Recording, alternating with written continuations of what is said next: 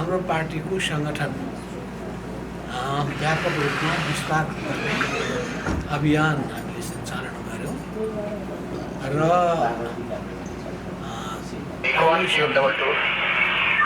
हाम्रा प्रदेशहरूमा अधिकांश प्रदेशहरूमा अधिवेशन सम्पन्न गरिसक्यो।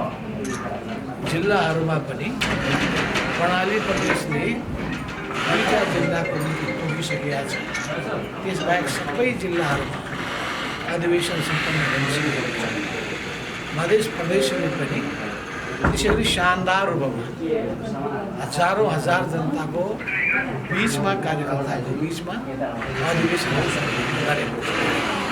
यसै गरी अरू प्रदेशहरूले पनि आफ्नो आफ्नो ठाउँमा मेहनतका साथ सङ्गठनहरू अगाडि बढाएका छन्। यस अर्थमा हाम्रो निम्ति 81 साल अत्यन्तै ऐतिहासिक पनि भएको छ, किनभने 81 सालमा हामीले हाम्रो पार्टीको 10औं महाधिवेशन सम्पन्न गऱ्यौँ र त्यो 10औं महाधिवेशनबाट अरू कुनै कम्युनिस्ट पार्टीले अहिलेसम्म अगाडि नसारेको नेपाली विशेषताको समाजवादको कार्यक्रम हामीले अगाडि सारेका छौँ र अरूलाई पनि समाजवादको बाटोमा अघि बढ्नका लागि आह्वान गरिरहेका छौँ। यसै क्रममा समाजवादी मोर्चा पनि बनाएका छौँ र समाजवादी मोर्चाले यो देशको गणतन्त्रको रक्षा गर्नका लागि र प्रतिगमनका विरुद्धमा साथसाथै यथास्थितिवादका विरुद्धमा जनतालाई सचेत गर्नका लागि काठमाडौँमा बडो शानदार बडो भन्न सकिन्छ शालीन सभाको आयोजना पनि गर्यो, जुलुसको आयोजना पनि गर्यो।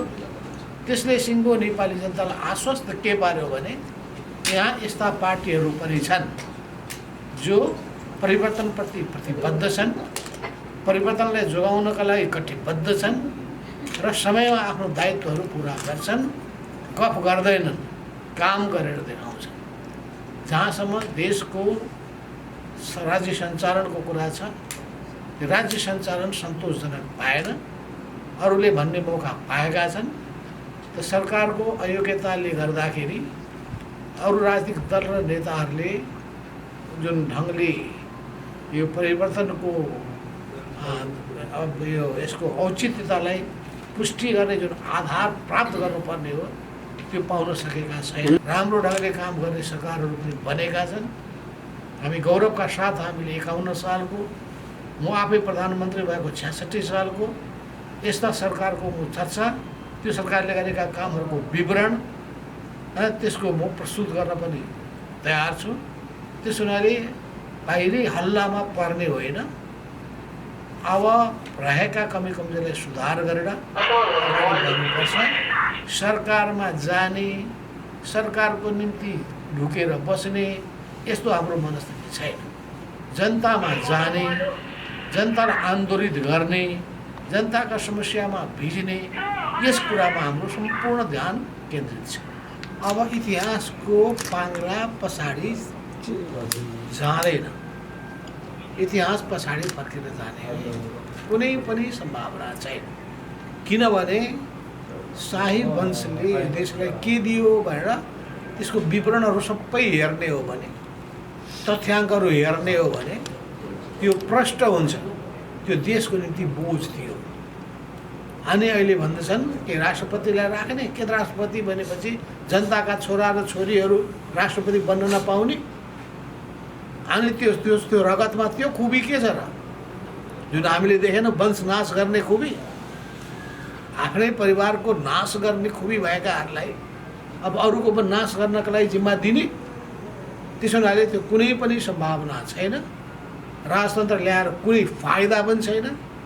अब कुनै व्यक्ति विशेषमा राम्रो भावना छ भने योजना राम्रो ल्याउनुहोस्, राम्रो काम गर्नुहोस्, देशभक्तिको भावना मनमा लिएर अगाडि बढ्नुहोस्, जनताको सेवा गर्ने भावना लिएर हिँड्नुहोस्, देशलाई समृद्ध बनाउने अभियानमा जुट्नुहोस्। शैक्षिक हडताललाई कसरी बुझ्नु भएको छ यहाँले? शिक्षकहरूको मागको बारेमा सरकार जसरी वास्तवमा उदार हुनुपर्ने हो, लचिलो हुनुपर्ने हो, त्यो भएको देखिँदैन। यत्र पनि शिक्षकहरूले कुराहरू उठाइरहेका छन्। वर्षका समस्याहरू सहमतिहरू पालन नभएर थन्किएका छन्। त यसलाई त तुरुन्त राज्यले सरकारले सम्बोधन गर्नुपर्ने हो र ती शिक्षकहरूलाई सधैँभरि आफ्नो अब निश्चित भविष्यमा को चक्रमा फसाइराख्ने काम गर्नु हुँदैन। छिटोभन्दा छिटो शिक्षकहरूको माग पुरा गर्ने गरी यो सरकार अगाडि बढ्नु। को दल? राजनैतिक दलहरू होइन त, त्यो दल त उत्रिरहेका छन् मैदानमा। फेरि राप्रपा पनि दलै होला नि, होइन? दल भनेपछि त्यहाँ पनि पर्छै पर्दैन कि निर्दलहरू खोज्ने? त्यहाँ निर्दलीय शासनमा जाने कुरा गर्नु पऱ्यो। दलहरू जति सबै खराब हुनु भने निर्दलमा जानु पर्यो। निर्दल भनेको को हो? फेरि प्रश्न उठ्छ। मान्छे नै हुन्छ, मान्छेले नै पार्टी बनाउँछ। मान्छे जति सबै कामै लाग्दैन भनौँ। अब नेपालका मान्छे कोही पनि काम हुँदैन, नेपाली जति काम लाग्दैन भने निष्कर्षमा पुगौँ। अब नेपाली काम लाग्दैन भने विदेशीलाई ल्याउँ यहाँ, कि विदेशीलाई ल्याएर यो मुलुक चल्छ? उनीहरूले आफ्नो देश राम्रो चलाएका छन्, उनीहरूको चलाउन नचलाउन् उनीहरूको कुरा हो। हामी नेपालीहरू आफ्नो देश चलाउन, अगाडि बढाउन, देशको सम्मानको रक्षा गर्न, स्वाभिमानको रक्षा गर्न, स्वतन्त्रताको रक्षा गर्न हामी आफै सक्षम छौँ।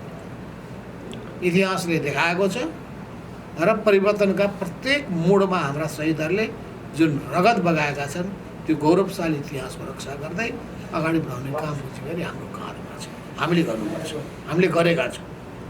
शिर निहुराउने काम गरेका छैन।